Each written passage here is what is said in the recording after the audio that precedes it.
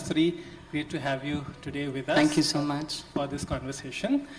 The conversation is going to revolve around everyday issues affecting mental health. Incidentally, the month of May is celebrated as Mental Health Awareness Month, and we'll take that opportunity to have this very, hopefully, insightful conversation with Kasturi. I hope I do some justice to your questions. I mean, you have bumped in quite a bit of data points, and I said, okay, then I'll take it light. I need not do my research to get some data references, but talk, they'll say. Very well. Kasturi, I'm going to relate to certain data points that's actually been published in the State of Emotional Wellbeing Report. It's the annual report that we come up with every year, and you can all find it with you. You may have collected from the reception. Kasturi, the State of the Emotional Wellbeing Report suggests that 15% of all the counseling sessions, and this is from a very large database of about 83,000 counseling sessions conducted across 24 lakh users, 15% of all counseling sessions are on clinical issues such as anxiety, depression, and OCD. And this number is up from 11% last year. Our counseling usage also saw an increase. We saw a 7% increase year on year. Is our country talking enough about these issues? And do you think enabling support for mental health in organizations should no longer be an option but now a mandate? Definitely, yes. And I think one of the standing example is going first in a session. Only emphasizes the importance that we are trying to gain. And these days, we are also seeing we are starting it early, right? I mean, I'm sure all our kids are going to the schools and colleges and institutions where it's imbibed into the learning process, and no more shying away from the call out of the mental health, and right. So is the organization. And I think we do play an important role, because all said and done, a country like ours need a lot of reconditioning that has to go in. I remember way back, Kunal, when I was studying and then with traveling through, to my first place, I had to take a bus. I mean, I was not yet mobile with myself. And we had to pass through Nimhans Hospital. And the conductor would call out, 𝗪𝗓𝗪𝗏 𝑘𝑟𝑎, the ones who follow Kannada. And then it is, a mental hospital has come. I mean, look at the kind of cliche that it had. And I, being a student of psychology, I used to feel very saddened that, why are we, putting it forward that way? But from there to where we are today talking on the importance of mental well-being, we have traveled a lot. I mean, it's significant, and I'm glad that we have taken this journey, more importantly. And I'm sure all of us did witness during the pandemic as well how important it is. And to my own, experience, I did have my, now the teenager, then she wasn't, who came by and said, when after COVID saga was over and we started getting back to the normalcy, she said, I need to talk to someone. And I said, yeah, I can talk. She said, no, I mean, you will come with compassion in your talks. I don't want that, and I really need some structured talk. I'm like, wow. So this was really nice. And then, of course, we went by and took some help. And then I did approach to the school and saying, see, I mean, if my child was vocal enough, and she feels quite promising to discuss anything with me, it was fine. But then it may not be the protocol that all kids follow, so it might be important to start. So it started off that the school did organize and introduce this. And that learning is something I took back to the workplace as well. And then I did notice a lot of such initiatives that we designed to the extent of bringing, mental first aiders. It was never so popular. It was like, I mean, I do recognize, I mean, there were few people we anchored from the teams to, start working on.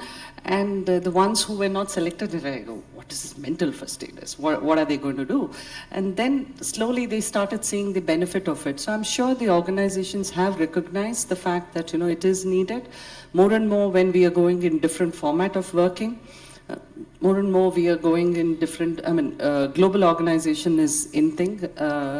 So it is so much needed. And it is still a checkbox at this point in time for many organizations. Perhaps I keep reiterating this fact that it all depends on the maturity of the organization, or in the maturity hierarchy, they might be in the different. Each one would be placed different, but I'm sure it will have its ripple effect to influence the rest of the organization, and it had to start. And I'm glad that it has started. Thanks so much, Kasturi, for sharing those anecdotes and being so open to speak about your personal experience with your daughter. And thanks so much also for sharing the idea that you facilitated mental health first aiders. Do we know what mental health ambassador first aiders are in organizations? Yeah, I see a few nods, which means many may already have implemented. So it's making mental health first aiders out of your HR community or your regular employees. We train them for empathy, active listening, asking the right set of questions, such that whenever an employee in distress reaches out, they can reach out to a counselor, but should they prefer to reach out to an employee within the organization, these individuals are then trained to act as first aiders and then signpost. But thank you so much for laying the groundwork for that. It's an important initiative many organizations are taking. All right, Kasturi, this question would, I think, pertain to everybody in this space. Large percentage of Indians are in the age group of 35 to 55. Yeah? An age group which is tricky because you are taking care of your children and your aging parents who may be afflicted with diseases that require constant support and care. And that might be the unfortunate reality with some of us. This might take a toll on them, on the mental health and the physical health of the caregiver, emotionally and physically. And while the Indian family system has provided some extent of support, can we institutionalize support to this group, to these caregivers? Absolutely. I believe in the fact of that we can't simply serve from an empty vessel. So it is up to us to ensure that we refuel and refill ourselves sufficiently to ensure that we hold by. And I think, there's a trend that has, kind of influenced a positive change where be it caregiving, parenting, and homemaking, the three large responsibilities are now equally being, at least are being recognized that it is equally to be shared. So it's a positive move to where it was. It was a toll on the women. I'm sure all of us do belong to the age where it was expected that the daughter-in-law of the family has to do all of it, and we have come a large way, and all of us are making our parts to renegotiate where and what is needed, and we are coming with the mechanics of asking for help and seeking out the methods how this can be navigated. That said, is it sufficient? It is definitely not. There is a structural rewriting that is essential, which is only possible when we are looking at efforts which are sustainable, right? And I think the organizations play a very crucial role. I'm sure since these days we are mostly, at least we are privileged in this city of Bengaluru, we are more exposed to the global organizations. So we are learning a lot from some of the matured, economies who have done it well to great extent. So I think that has really influenced us. And again, as I mentioned, the organizations play a very crucial role in giving that structure. And therefore, policies such as parental leave, which is just rewritten these days, than just calling it as maternity leave. Of course, maternity leave is needed for a biological reason, but post that, can we call it as parental leave so that the male in the family is not shying away by owning that responsibility? I do have an anecdote to share. When we were trying to introduce in one of my former companies parental leave, there were many male colleagues who came back and appreciated this piece that, thanks for, they thanked us for sensitizing them that what it takes for a woman. Many a times we take it for granted, right? In Kannada there's a saying, 𝘩𝘩𝘅𝗍𝗓 𝗪𝗏𝗪. The backyard plants are never herbs, medical herbs. So we take it for granted, and I do have one of my colleague who personally wrote this to the entire HR team for initiating that sensitization program, because they were able to value back at home the contribution that was given. So the kind of change that happened, and this was from the age group that you just shared. So there's so much of rewiring that is needed. So then I had to seek him that, okay, I have ask for a return gift, which means that you are going ahead and influencing some more of your acquaintance to bring in that changes. So I think these are some of the domino effects that we need to give. Structural change with. Some of us are in a privileged spot of influencing, then we might as well do that more prominently so that the less opportunity people are bound to change because there is a social pressure that gets imbibed. I look at it that way. No, thanks again for sharing those anecdotes. So I think flexible leave policies, now that... that's another one, yes, yeah. Flexible leave policies, and then also not tabooing about sick leaves are only for self, but it is for caregiving as well. And I'm sure all of the organizations would have implemented all those medical benefits, and then how it is extended to the family with the insurance coverage, or be it on the medical treatments. And these days, even for the mental well-being, it is not limited only to the employee, because you send happy employee back, you get back the happy employee thing. So I'm sure we are recognizing those parameters as well. Yeah. Very well. And flexible leave policies, caregiving leaves and mental health leave policy, a certain, maybe off-the-head recommendations are coming from Kasturi. Thanks so much. All right, I will move a little more towards the parenting aspect. Again, another piece of data that's coming out of the report. About 2% of all the counseling sessions were on parenting, 9% on marital relationships, and 15% on other forms of relationship. I have 4 sisters, and one of them, my second sister who works for Tech Mahindra, took a 2-year career break because she had to take care of my niece while she was growing up. And as parents, and you have 2 of your own, so it can be quite challenging, despite there being household help from grandparents.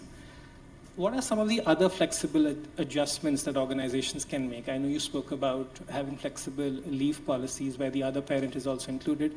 What are some of the other things we can think of? So one of the pieces that we implemented in one of my former organizations, and this really helped, but again, it depends on the capacity that an organization has. But I'm sure not all of us are placed in the similar situation. Not everybody would need such kind of extended benefit. It's only pocketful. So having it organized in a couple of sense. One was, one could exchange their leaves. It sounds very, you can trade off your leaves. But then it did help. It did help. And second was of opportunity to, for a set period, if somebody is going through treatment and, flexibility is not being given for that role because the role demands thing. So then an opportunity for do a secondment or go in for a reduced, job. And then have have redeployment in many other roles. But of course, yeah, it all depends the ecosystem within the organization. Of course, out here it was possible and we did that. And trust me, when we did this redeployment, in fact, this redeployment was also instrumentalized to another initiative when we were doing through the COVID times. Some of the roles were just not needed, right? Because we are all back home and things like that. So we did try where there is a paucity of people, we tried to redeploy. So we started for a different reason, but then we used it so effectively for battling a situation, and none of them lost their jobs. Else we had to redesign the organization. But then, yeah, so these are some of the means that can be thought out of the box. Glad that I was able to contribute and design some of these programs. And it's just not about designing, right? It is also about getting the awareness and rightly building that, custodians of those. It's no more once the intervention or a policy is designed, it's then to be implemented. So you need those anchors. So a large role is about preparing them and sensitizing them. And I do know there were several challenges when we initiated the redeployment initiative, Sure. But it sailed through. Thank you so much again for those thoughts, and clearly thoughts I've never heard before, right from flexibility on leaves to flexibility of resource allocation. Okay, so that could be quite challenging. It was in two different organizations, by the way. So all right, different challenges in different organizations. Very well, and thanks, Kasturi. I think these are certain great thoughts, some great thoughts. Coming to the younger population right now, the Gen Z population, or those that were born after 1996, 50% of all the counseling sessions, again, some more data, starting with, so that it is validated based on research. 50% of all the counseling sessions that we supported were by people under the age of 30. And we have a pre-post assessment prior to any individual that expresses a desire to take counseling. In that, 87% of those that expressed a desire to take counseling and were under the age of 25 screened positive for signs of anxiety and depression. And this could likely be because of a lot of firsts, right? They are moving into a new company, they are having their first, let's say, romantic relationship, a new city, adjusting to the higher rental, which is now commonplace in Bangalore. And of course, social media. So how do we support and guide the young talent? I know there's a lot of tussle between the managers of Gen Z and Gen Z themselves, right? But how is it that we make it more convenient for them? I'm sure this needs a session in itself, Kunal, and being mindful of the time that we have, I will try to give some perspectives. At least coming from being a mother of two teenagers, Gen Z, I can recognize the point that there's a lot to do with our lifestyle and upbringing. And I'm sure when all of us grew up, and I'm sure many of you would agree with me, when all of us grew up, we grew up with a lot of things that were not made accessible for us. And then for some reasons, we ensure that when we are becoming parents, we ensure we outdo some of the things, which I'm sure is bouncing back wrongly. That's my personal notion. I submit that it's my personal notion. If anyone disagrees, happy to get that perspectives as well. Everything is easily given. Everything is easily modified. Everything is readily set. So I'm sure these are playing a high role in terms of anxiety, and so therefore, over a period in recent times, we are all recognizing that this is not the way we should be dealing with, and there's some changes in the parental style that's happening, and many a times it's the peer pressure. So we might want to do it in a way which is not, but then the rest of the peer group might not deal with. So being vocal and being influencing there to bring that positive trend is so important. I think there's a lot to do in that space.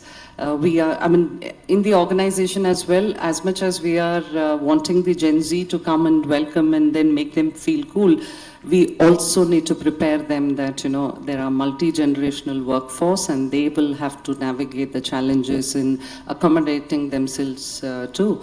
So in the various colleges and universities that I am engaging these days, I ensure, these sensitizations are also brought, because we need to prepare them before sending them to the battleground.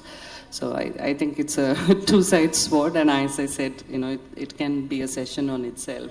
Absolutely, intergenerational, I think sensitization for those, who have been around in the workforce for above 30 years, to those who are just entering, I think each needs to understand the perspective of the other, right? It's quite rapidly changed. All right, do we have time for one more question? We do? Okay, Mike. We do? All right, they said we do. Okay. Or should we open it up to the audience? Okay, I think we should do that. Is there any question? I know this topic is slightly sensitive and people may or may not prefer to ask, but do you have any question or any data points? Yes, please.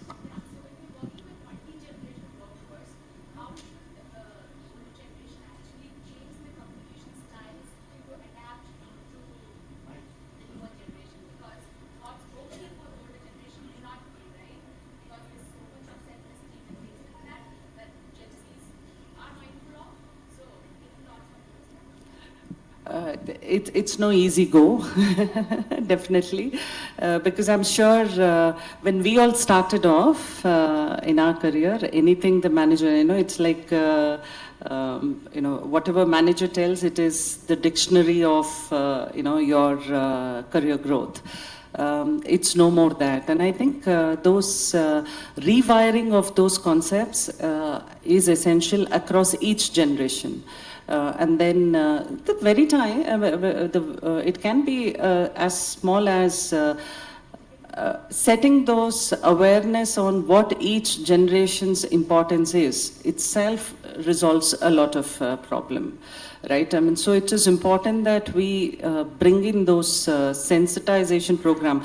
The previous speaker did speak about no more training programs which are so designed and a compliance led. No, yes, it can't be. It has to be a basket of options that has to be given, which is relevant to each of the generation. I mean, just like how these days we design the comp and bend very relevant to the demographics of the workforce. Similarly, the learning needs also has to be brought in. And I think one of the practice that I heard, I mean, I had not implemented this, so I can't vouch on, but I had heard about a peer organization had done is, reverse mentoring, which did help in resetting the expectations of, how a manager's expectation can be reconditioned.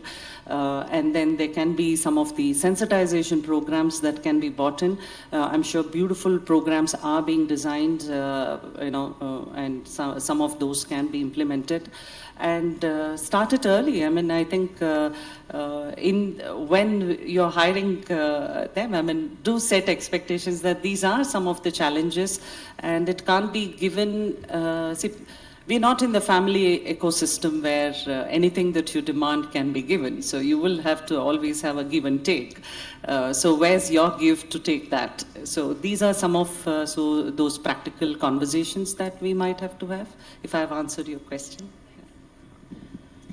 Thank you so much, Kunal, and thank you so much, Ms. Kasturi Kotha, for that wonderful session. Can we please have a round of applause for our moderator and panelists for the fireside chat?